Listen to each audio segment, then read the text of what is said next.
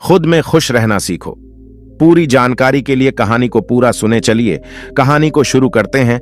एक बार एक साधु से एक सम्राट को प्रेम हो गया। जापान की घटना है। सम्राट रोज रात निकलता था। घोड़े पर सवार होकर अपने राज्य का चक्कर लगाने वो रोज देखता उस साधु को एक पेड़ के नीचे बैठा अपनी मस्ती में मस्त। कभी नाचता साधु, कभी बांसुरी बजाता, कभी गुनगुनाता गीत और कभी चुपचाप बैठा रहता। आसमान के तारों को निहारता सम्राट जब भी उस रास्ते से गुजरता तो हर बार रुक जाता। वह खुद को उसकी छवि देखने से रोक ना पाता।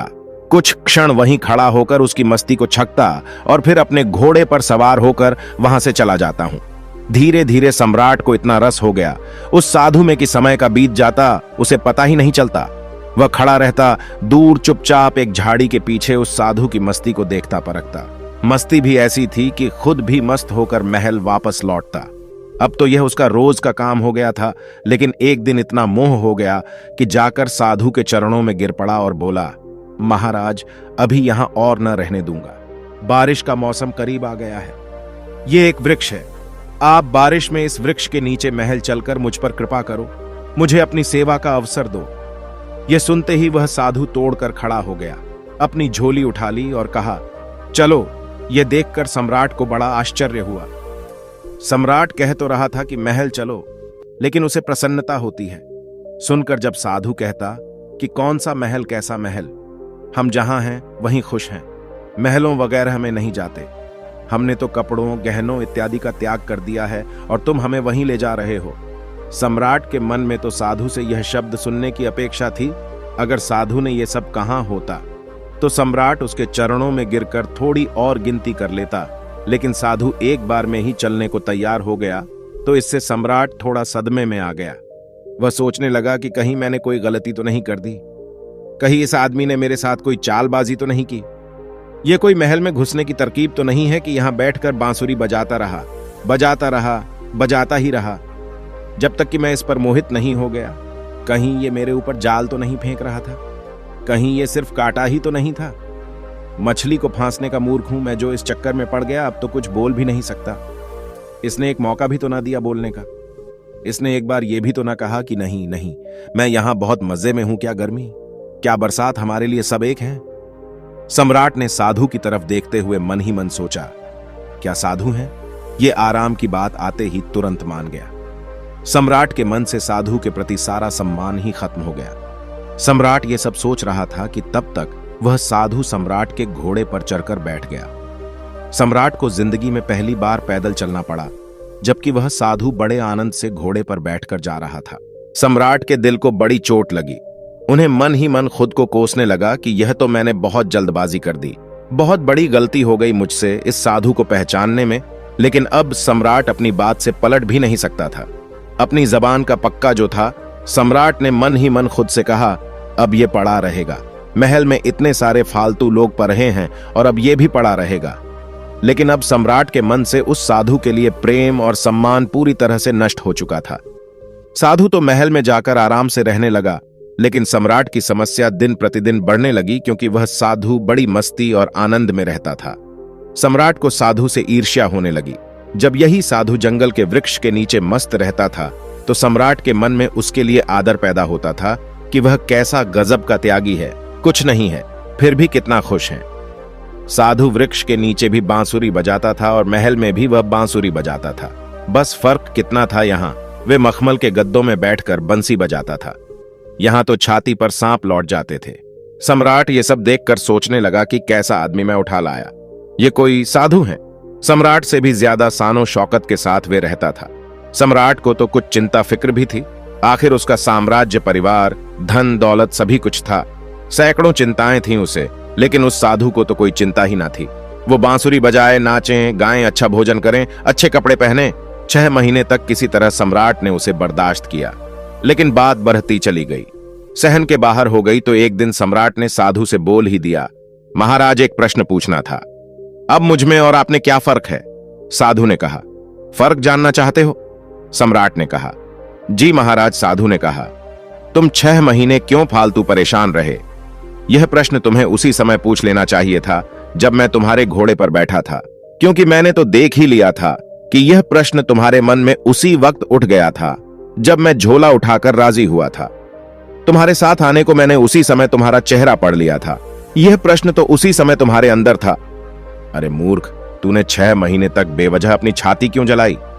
वहीं पूछ लिया होता। मैं झोला रखकर फिर उसी पेड़ के नीचे बैठ जाता। कैसा संकोच किस बात की? लाज रखी तुमने, लेकिन मैं इंतजार ही कर रहा था कि आखिर कब तक तुम पूछते हो, तो फिर कल सुबह फर्क बता ही देता हूं तुम्हें। लेकिन हां, नगर के बाहर जाकर बताऊंगा। अगली सुबह सम्राट जल्दी सोकर उठा, उत्सुकता यह जानने को कि आखिर क्या फर्क है। सम्राट ने सोचा कि आखिर क्या फर्क हो सकता है। मुझे तो कुछ नहीं लगता। खाना जो मैं खाता हूं वही खाता है और मुझसे भी ज्यादा मांगे करता है कि यह लाओ वो लाओ। मैं जिस कमरे में रहता हूं उससे भी आलीशान कमरे में रहता है। मेरा 2-3 नौकरों से काम चल जाता है और यह दिन भर 15 से 20 को उलझाए रखता है। इसकी जरूरतों का कोई अंत नहीं है, मांगे ही चला जाता है। कपड़े शानदार पहनता है जिससे कोई देखे तो समझे कि यह मेरा कोई मंत्री इत्यादि है। यह स्वयं इसमें हल्का सम्राट दिखाई पड़ता है। कम से कम महल के बाकी लोग मुझसे डरते तो है, लेकिन इसकी आंखों में तो डर नाम की कोई चीज ही नहीं है। बस पूरे दिन अपनी मस्ती में मस्त होकर बांसुरी बजाता रहता है। अब देखो तो आज क्या फर्क बतलाता है। सम्राट पहुंच गया। सुबह सुबह साधु के कमरे में वहां पहुंचकर देखा तो भौचक्का रह गया। वह साधु वही पुराने कपड़े पहने हुए जो वह वृक्ष के नीचे पहनकर बैठता था। एक हाथ में झोला और दूसरे हाथ में बांसुरी लिए तैयार खड़ा था। सम्राट को देखते ही साधु ने कहा, चलिए महाराज। इसके बाद वो दोनों महल से बाहर निकल आए। चलते चलते नगर की नदी पार हो गई। कुछ देर बाद वो नगर से काफी दूर निकल आए। सम्राट ने पूछा, अभी और कितना चलना है? साधु ने कहा, बस थोड़ी देर और, इसके बाद चलते चलते सुबह से दोपहर हो गई। तो सम्राट ने कहा, बस अब और आगे नहीं, जो भी कहना है यहीं पर कहो। साधु ने कहा, मैं तो आगे चलता हूं, तुम साथ चलते हो कि नहीं? सम्राट ने थोड़ा क्रोधित होते हुए कहा, मैं कैसे चल सकता हूं? मैं तुम्हारी तरह फकीर थोड़ी ना हूं जिसे किसी बात की कोई परवाह नहीं। मेरी बीवी, मेरे बच्चे, मेरी धन दौलत, मेरा साम्राज्य, सब कुछ मेरे से जुड़ा हुआ है। मैं इन सब कुछ छोड़कर तुम्हारे साथ क्यों चलूं सम्राट की? यह बात सुन साधु जोर से हंस पड़ा और बोला, बस यही फर्क है तुम में और मुझ में कि मैं कहीं भी जा सकता हूं पर तुम नहीं जा सकते। मैं अच्छी बुरी हर परिस्थिति में खुश रह सकता हूं पर तुम नहीं। जब मैं उस जंगली वृक्ष के नीचे रहता था तब भी पूरी मस्ती में रहता था और अपने जीवन के एक एक पल को जीता था। जब मैं महल चला गया तो वहां भी अपने इस अनमोल जीवन की एक एक पल को पूरी मस्ती और आनंद के साथ जिया। और अब जब मैं कहीं और चला जाऊंगा तब भी ऐसे ही जाऊंगा, क्योंकि हम जिस समय जहां होते हैं पूरी तरह से वही होते हैं। हमारा शरीर और मन हमेशा एक साथ रहता है। हम ना तो अपने अतीत के बारे में सोचकर पश्चाताप करते हैं और ना ही अपने आने वाले कल की चिंता करके अपने आज को खराब कर देते। हम तो बस आज में जीते हैं, क्योंकि हम समझ चुके हैं कि जीवन तो आज में है, अभी इसी पल को जीने में है। बस यही छोटा सा फर्क है तुम में और मुझ में कि तुम वो परिस्थितियां चलाती है और हम परिस्थितियों को चलाते हैं। तुम खुश रहोगे या दुखी, ये तुम्हारे आसपास की घटने वाली घटनाओं पर निर्भर करता है। लेकिन हमारे लिए यह घटना जीवन का एक हिस्सा मात्र है, जिनसे हम तनिक भी विचलित हुए बिना निकल जाते हैं। हम ना तो दुख आने पर विचलित होते हैं और ना ही सुखा आने पर अति उत्साहित होते हैं। हम हर परिस्थिति में खुद को मस्त और स्थिर रखते हैं, क्योंकि हमने जान लिया है कि ना तो दुख सदा रहने वाला है और ना ही सुख, इसीलिए हर हाल में मस्त रहते हैं। अचानक सम्राट को महसूस हुआ कि अरे ये मैंने क्या कर दिया, इतने अद्भुत आदमी को गंवा दिया। 6 महीने इसके साथ रहा और एक दिन सत्संग भी ना कर पाया। सत्संग करता भी क्या खाक। मेरे मन में तो यही चल रहा था कि यह तो एकदम साधारण आदमी निकला। खोटा सिक्का निकाला जिसके ऊपर सोने की पालिश पुती हुई थी, लेकिन अंदर से मिट्टी निकला। यह सब विचार आते ही सम्राट ने तुरंत साधु के पैर पकड़ लिए और कहा, नहीं महाराज, आगे नहीं जाने दूंगा। साधु ने कहा, देख मुझे कोई परेशानी नहीं है, ये रहा तेरा घोड़ा, मैं फिर इसी पर बैठकर महल वापस चला जाऊंगा, लेकिन फिर तुझे परेशानी होगी। यह सुनते ही सम्राट के मन में फिर वही विचार आया कि अरे ये तो फिर आसानी से मान गया। साधु ने कुछ देर तक सम्राट की आंखों में बड़े ध्यान से देखा और फिर कहा, लेकिन नहीं, अब मैं वापस नहीं आऊंगा, क्योंकि तू फिर नहीं सुधरेगा। फिर तुझे परेशानी होगी, फिर तू मुझसे ईर्ष्या करेगा और रात दिन परेशान रहेगा। हमारा क्या, हम तो सन्यासी हैं, हमारे लिए महल और जंगल सभी एक समान हैं।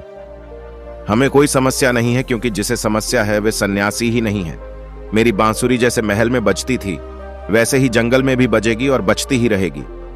इतना कहकर यह साधु वहां से चल देता है और सम्राट वहीं खड़ा खड़ा उस साधु को जाता हुआ देखता रहता।